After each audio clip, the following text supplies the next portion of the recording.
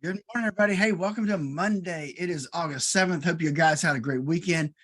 Hey, we had a down week last week. We'll talk about that and more when Dave joins us here in just a few seconds. Before we do that, though, let's not forget that there are so many things in this world that you and we just can't control them. However, within your portfolio, you can control how much risk you have, but you need to know how much risk you have currently, and you need to know what that risk should be based on your current circumstances. That's exactly why I developed the Core Retirement Design. Give us a call at 863-382-0037. Schedule your Core Retirement Design. That will be with Dave here in just a second. Light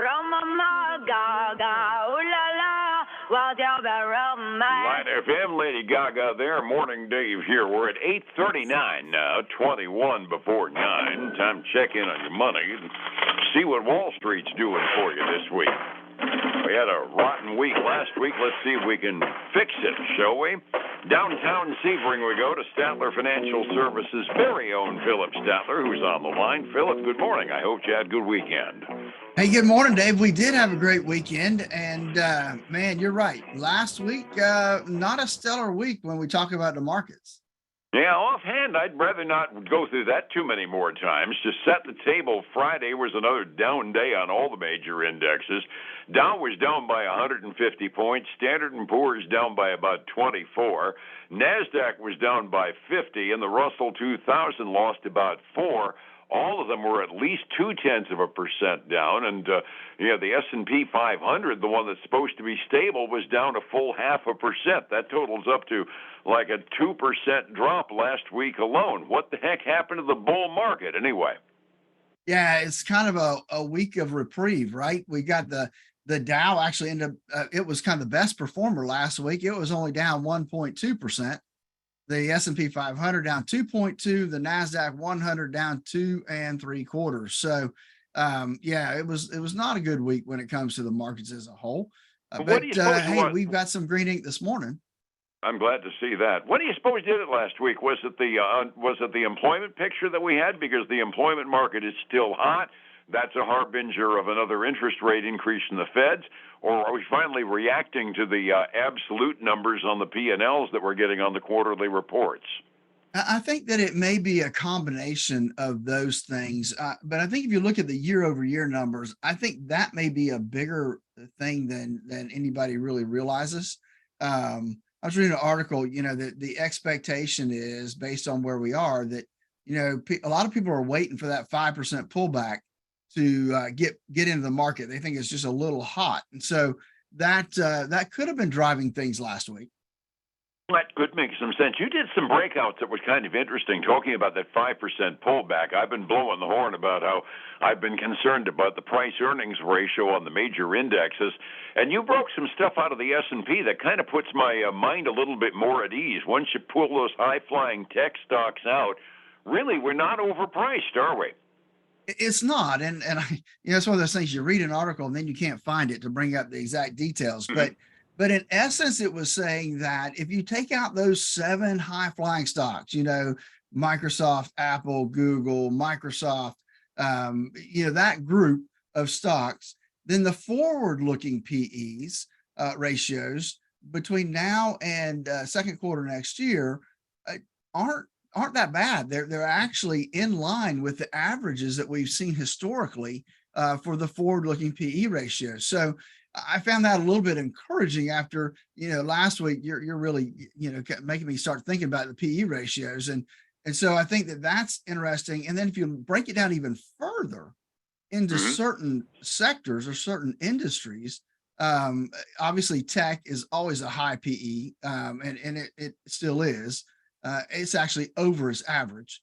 But if you look at the other ones, some of them are actually below their average if you start really looking at the different sectors. So I say that to say this, Dave, that, those folks that invest just in the indexes, well, they get affected by those 7 stocks in high PE ratios. And when they get beat up, they get beat up.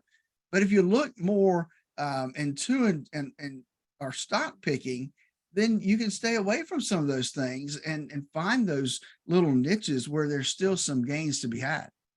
And that has a tendency to augur against the notion of buying just straight index funds because you're pretty much buying a snapshot of underperformers, overperformers, and overpriced stocks to go along with the bargains that you're actually looking for.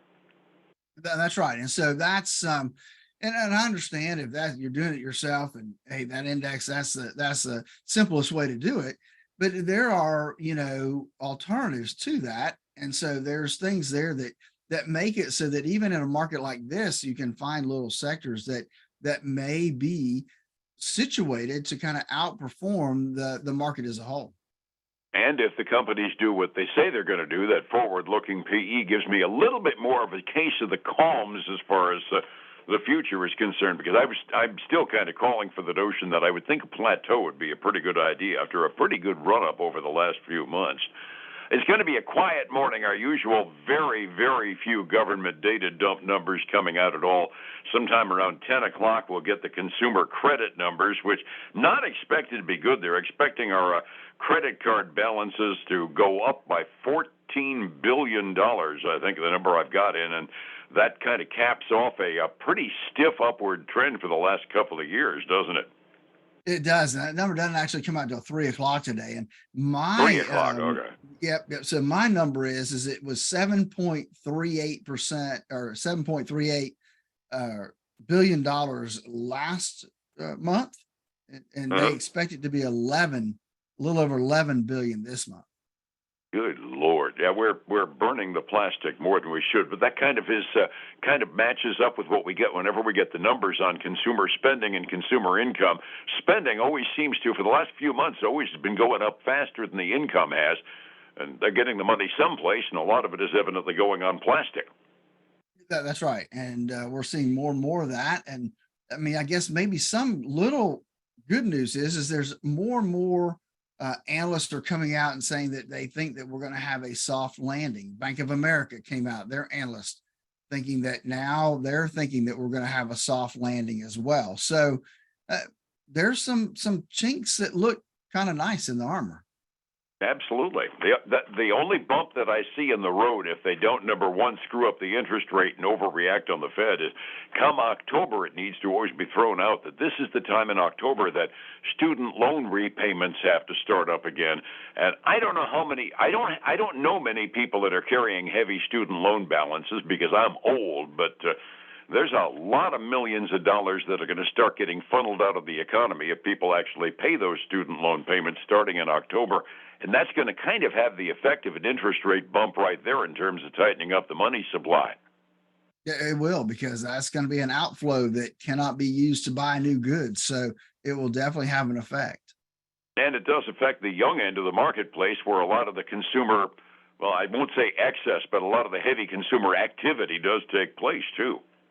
So that's right. I mean, those guys are they're spending lots of money. And so that's, if they have to divert, 5% of their income to student loans, well, that's 5% they can't spend on eating out and other material goods. Absolutely. I guess maybe they're just going to have to go back to eating fried chicken. How did Tyson do with their quarterly report? Hey, Tyson, not so good, Dave. They actually missed, and I would say substantially. They came in at 15 cents a share. They were expected to come in like 26. They missed on revenue as well. And so they're getting hammered this morning, down 8.1%. Ouch.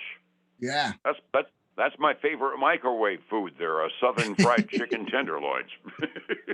Hey, Berkshire Hathaway also came out and gave a report. They had a solid second quarter on earnings and revenue, bolstered by their insurance companies. And of course their investment income as well. Now get this, Berkshire Hathaway last quarter had $130 billion in cash reserves. It went up to $150 billion, a record for them, that they've got cash sitting there to go buy something or do something with, and they just can't find what they need. Yeah, I was going to say, Buffett doesn't like a lot of loose cash. I would imagine that he's probably on the shopping trail even as we speak, right? Yeah, but he don't like to pay too much for stuff either. So it's trading up 1% this morning. All right. right. He's had a couple of quarters in which he's been. I always like listening to Buffett doing his stockholder report, because when they have an off quarter, he's straight about it. Boy, I got my head handed to me on this one. He didn't have to do that this quarter, did he? No, he definitely did not. They came out smelling like roses this quarter. Gotcha. Anything else we got to start the week out? That's really it, my man. All righty. Well, resetting the table. It was an off day on Friday on the major indexes. I'm seeing a little green on the futures, including some green in places I don't really want to see it. I'm looking at you, oil. How are we doing 45 minutes early? Everything is pretty much green on the index side, and it's been increasing since I got here to the office this morning. So the Dow Jones Industrial 30 is up 0.3%. The S&P 500 is up 0.4, and the NASDAQ 100 is up a little over 0.5%. So everything I would say is kind of solidly in the green right now. On the other side of the coin, we got a lot of red. Silver's down 0.7. Gold's down 0.25%, and gold is going the right direction, Dave. Still too high for my blood, though. Down 0.9% right now to $82.09 a barrel. I was going to see $82. That's green compared to Friday, so I'm counting that as green ink, and I don't like it a bit on the crude oil. Overseas markets, everything is off, but fractionally this morning. Nothing really exciting. The Asian rim, for the most part, all red, but we're talking about hundreds of a percent down.